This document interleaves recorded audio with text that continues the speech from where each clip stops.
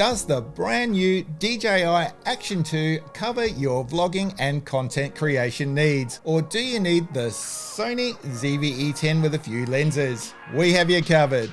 Let's take a Jam Life Tech adventure.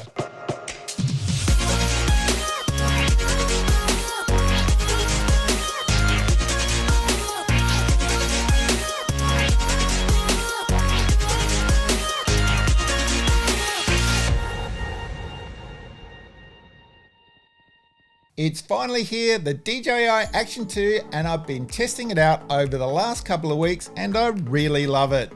For action camera users, it's like a cross between an Insta360 Go 2 and a GoPro Hero 10 Black, and reminds me a little of a GoPro Sessions, but a lot better. But we are vloggers and content creators, so I wanted to put it up against the best vlog camera release for 2021, the Sony ZV-E10. How does it go for stabilization against catalyst browse? How does it do with slow motion? And how is it with low light performance? This, my friends, we're going to find out with our usual testing here on Jam Life Tech Talk. I think before we get started, we need to talk about price comparison. The DJI Action 2, $519 US, the Sony ZV-E10 well over $1,000 US with a couple of lenses. So if you're on a budget, this might have already made your mind up, but for most content creators, they want the right tools, so price may be something you can stretch a little. So we're going to look at this how we normally do in a kind of real world situation for vloggers, with testing like we do here on the channel, designed for vloggers. After that, we'll come back, look at the advantages of each camera, and then offer our opinion. Before we get into it, a couple of things. The lenses used for the Sony ZV-E10 were the Sony 10 to 18mm f4, and for bokeh and low light test, the Sigma 16mm f1.4. Sony's catalyst browse was used to stabilize the Sony ZV-E10 in post, and Rocksteady 2.0 with horizon level for the DJI. And it's the only horizon level that goes all the way around 360 without attaching a special lens. So with that out the way, let's go and do some testing. Microphone test on the Sony ZV-E10 from behind the camera. Check 1 2 3, check 1 2 3. Microphone check from in front of the camera on the Sony ZV-E10. Microphone check 1 2 3, microphone check 1 2 3. Microphone test from behind the camera on the DJI Action 2. Check 1 2 3, check 1 2 3. Microphone check from in front of the camera on the DJI Action 2. Check 1 2 3, check 1 2 3. Okay, let's kick it off with a time-lapse test here. Both cameras performing pretty well. And next up, the first stabilization test, the handheld tripod test. DJI, the clear winner here, holding that horizon nice and straight, but the ZV-E10 with catalyst browse still doing a pretty good job. Okay, next up, the slow pan stabilization test. Both cameras performing well, catalyst browse doing a great job, and so is the Rocksteady 2.0.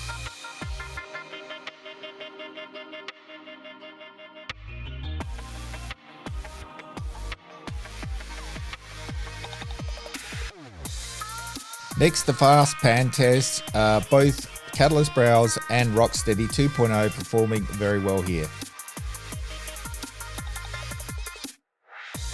And that go mode, the sharp go type movements that we do test here as well, both performing quite well and doing a good job.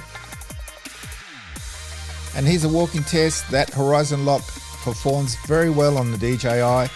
But you know, catalyst browse always seems to keep up, and not a bad result for an it either. And the running test, both really smooth. You know, DJI just taking it out here, but I'm still impressed with catalyst browse, still keeping up.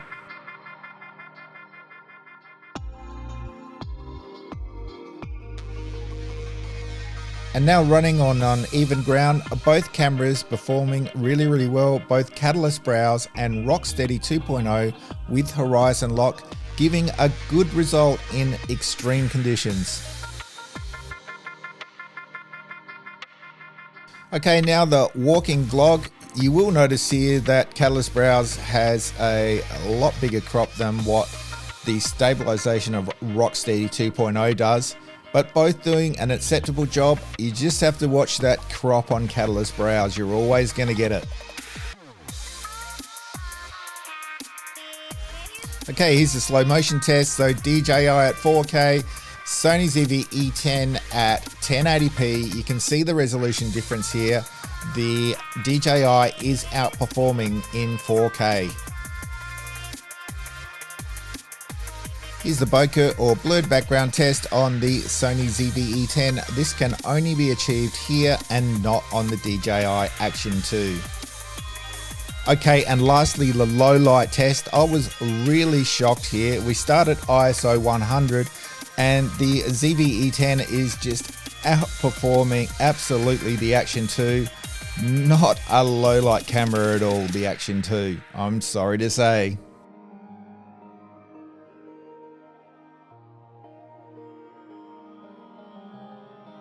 Gotta say, I have really fallen in love with the DJI Action 2. 4K 120 for such a small camera. I mean, you can wear it like an Insta360 Go 2. So let's look at the Sony ZV-E10 first to see its advantages. Firstly, where the Sony wins again is in low light performance. The Action 2 was never going to win against the APS-C sensor and interchangeable lenses, and the Sigma does such a great job, don't you think? Next, blurred background, a bokeh achieved on the Sony. This is something you cannot achieve on the DJI, and depth of field is a must for many vloggers, and for some, a deal breaker. Next, the large flip screen. It really does help you frame your shot properly, get focus and correct exposure. Next, the pro features of the Sony ZV-E10.